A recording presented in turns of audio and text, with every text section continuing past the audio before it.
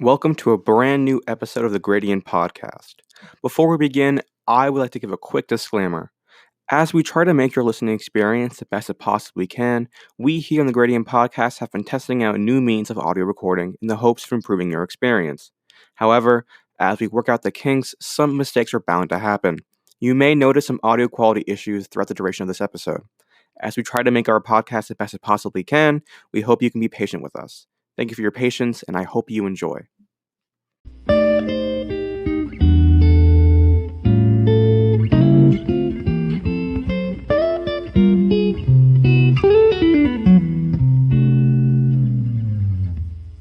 Due to the current political climate in America, we here at Gradient Podcast believe it is necessary for this episode to be more serious in nature.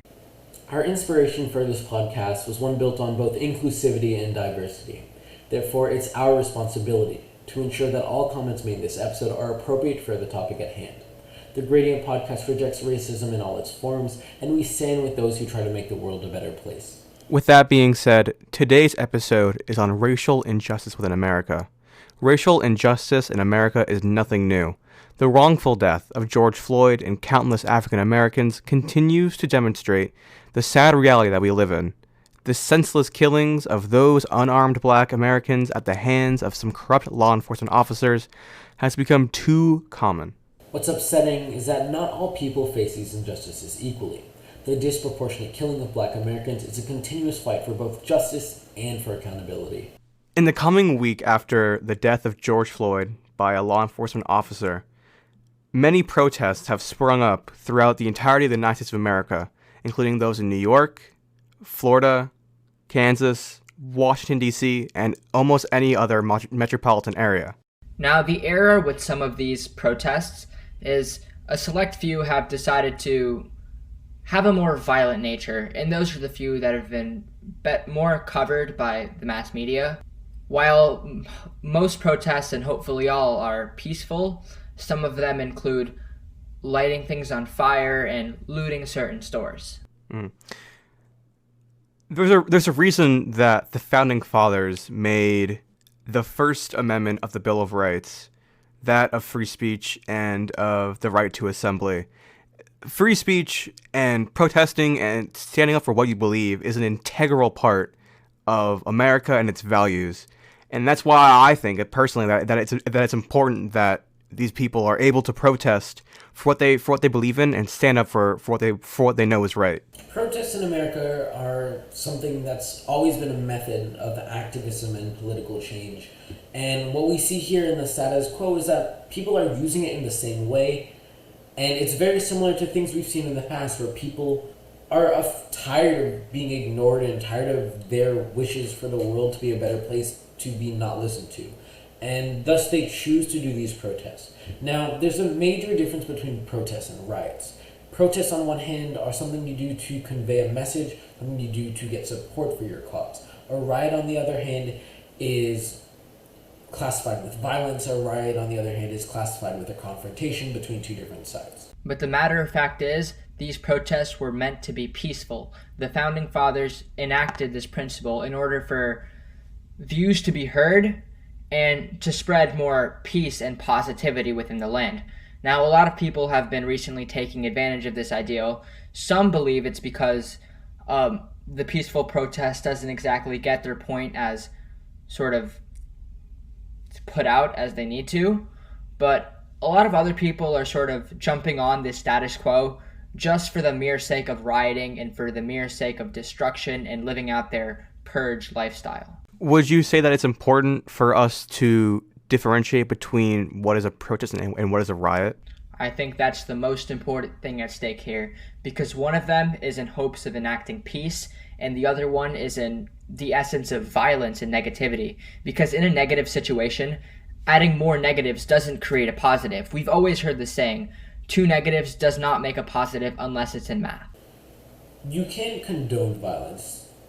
A response to violence should never be more violence, but you definitely do have to see where these protesters are coming from. It's just countless years of being ignored, clear problems existing in society that the people who had the power to make the change just choose to ignore. That's not something you can do. You can't ignore when people get upset, they're going to make themselves heard. And the way they're doing it now, through violence, may not be the best way, but 100% that these people are making themselves heard. It's more than ever, this issue has become a clear issue. And if people don't rise up to the occasion to push for change and people don't actually make the change happen, then it's no longer a fault with the protesters. It's a fault with the people who have the power to make change. Right. It's important to note that the leaders of the current protests have condemned the current violence and looting that's gone on. Namely, Terrence Floyd, who was the brother of George Floyd, the victim that most people believe reinvigorated these protests. He came out earlier on the day of this recording, condemning the violence and looting that has gone on, and urging people to not only protest peacefully, but to protest by voting this coming November. Yes, but these individuals taking their anger out at the innocent is not the correct way of doing things. You see all these people rioting and looting all these stores, and the owners of these stores, who are the ones who essentially lose in the situations, aren't necessarily the bad ones in the situation. Obviously, we don't know their entire mentality. We don't know them as a person. They may be bad, but we can't just assume that. It's, again, innocent till proven guilty. I apologize. And that's a principle that structures the entire justice system and the entirety of America. Now, these looters and these rioters who are going in and like looting these stores and burning down and causing damage to everything that most innocent people own is just sort of like negating this principle, and I see it as ethically wrong. It's the loss of property cannot be put over the loss of human life, and the message of these protesters is something you can't ignore. You can't ignore. For the people, the destroying of other people's property is not okay. The violence is not okay. But the message that they're trying to send and the message that they are pushing is something that can't be overshadowed by the violence that's actually happening, because property can come back. Property is something that you may lose it, but it's replaceable. What isn't replaceable is the countless amount of lives and countless amount of people who have died to the hands of racial injustice in this country. That's what I find is one of the bigger issues that we face today in America, is that too much now we have valued personal property and capital over lives. We saw that with the coronavirus pandemic that's still going on today, and we see that with the protests, where people are more worried about their businesses than they are about the lives that are at stake as of right now. And I completely understand that these people, most people don't want to just riot and loot for the sake of doing so. A majority of them want to do so to enact change, because they realize that the peaceful protest, as much as it helps, isn't driving the change in the desired way. But you have to think that there has to be more ways in order to get your voice heard. I feel like many people stray away from sort of this middle ground because aside from like a protest or a riot, what's the middle ground, what's in between, isn't so definite. It's not like an event. It's like more of a fluid topic. It's talking to someone and giving a pitch to them, someone who can do something, or a group of people who can enact any form of change. That is what I would argue is the most efficient way to enact this reform. And I think that, of course, the lives are more important. Infrastructure can be rebuilt, it can be replaced, and it can be adapted. But a life cannot. A life can never be replaced, and that's what needs to be remembered right now. But there are better ways to get your voice heard and to spread this message. 100%. And we definitely need to look back to what the root cause of this violence is. And we have to turn back to this police brutality. What are your guys' thoughts?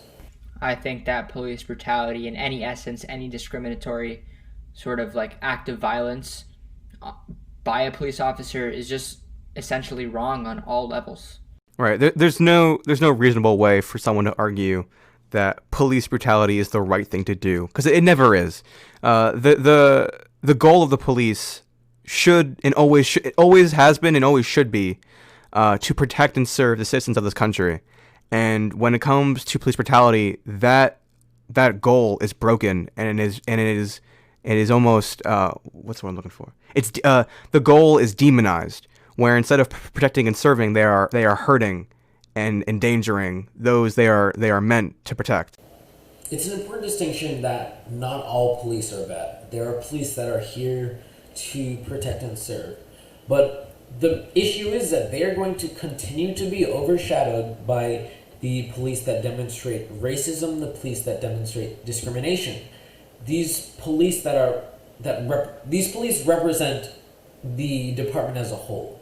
These police represent police across America as a whole. And if police continue to be racist, America's not going to change their views on police. America's going to continue to think that police are causing this violence, and they're going to be skeptical. They're going to be worried that racist police are going to exist near them when it's jeopardizing the integrity of the police department. And the only way for that integrity to come back is for the police department to actually be responsible and remove these racist police from our system.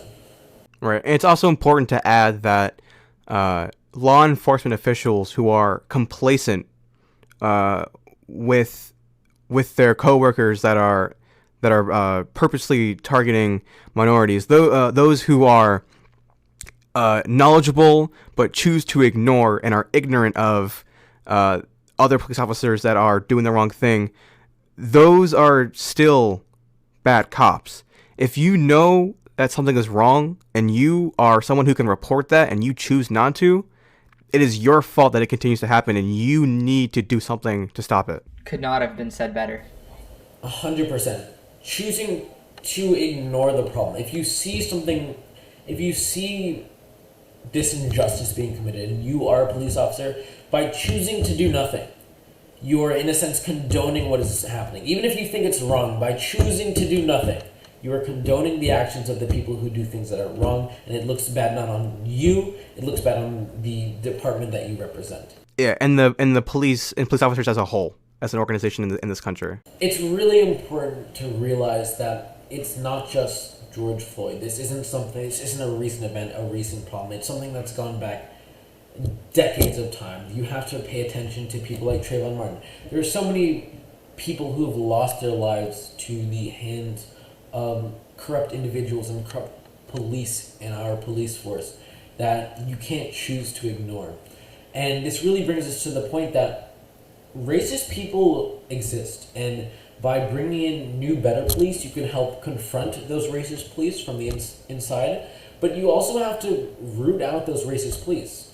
Discrimination is a crime, and the only way we can solve for this issue is to not allow better police to come in, because that's not going to solve the issue. We need to take the police that are discriminating, the police that are discriminating, we need to take them out of this police force so stuff like this doesn't become the norm. Yes, and police training this time and again sort of push down their throats that their goal is to reiterate, to protect and serve. And those instances of police brutality are in many ways the exact opposite of their goal. It is best said by the words of Desmond Tutu, saying that if you are neutral in situations of injustice, you have chosen the side of the oppressor. Yeah, that quote's really important, and I think one of the bigger goals and hopes of the current protest is police reform. Specifically, something that I would like to see is reform in the education of police. Right now, I can't speak for every police department in America, but on average, it takes about 6 months of trainings for officers to go on active duty. Compared to European countries like Germany, where it takes 2 years of training, there's a clear difference when it comes to the quantity of training. But what's also important to note is the quality of training. I think a lesser focus on physical apprehension and a larger focus on consoling and comforting those who are in trouble should be a larger part of police training, because moving forward, that would allow less incidents like we saw with incidents like the one we saw with George Floyd, making sure that those kinds of scenarios never happen again.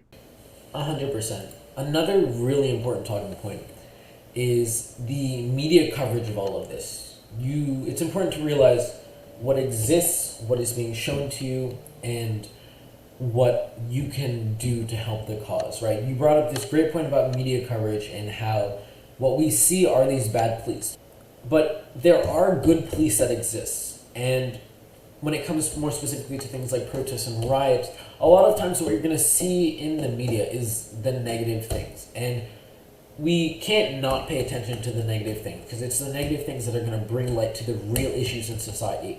But it's also important to realize that there are good things going on at the same time. When it comes to protests, we see peaceful protests in places like Los Angeles. We see peaceful protests in other places where when the media focuses on the negative aspects of these things, it's going to overshadow and completely block out the good things and the good people trying to do good things in this world. And to essentially add on to this statement, those few corrupt, discriminatory police officers are, as seen by mass media, the ones that are representing police as a whole.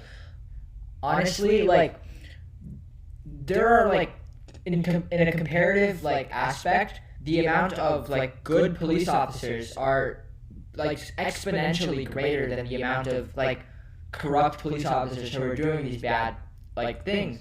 But it's never shown on media all of these good cops doing their job and helping people and making the world a better place. Rather, media is covering only those select few cops in order to sort of expound their story and make a statement, because essentially that's their job. And I feel like that's sort of a catalyst for the problem. From what I found while watching the news, a majority of the reporting of the protests happened in Washington, D.C., Missouri, and New York, which are considered to be the three most violent places in terms of the riots that are going on right now. So what that tells me personally is that the news is more focused on the violence than it is on the peaceful protests. There, as Jaden had previously mentioned, there are plenty of peaceful protests, namely occurring in places like Kansas and Los Angeles, as Armand and Jaden had mentioned.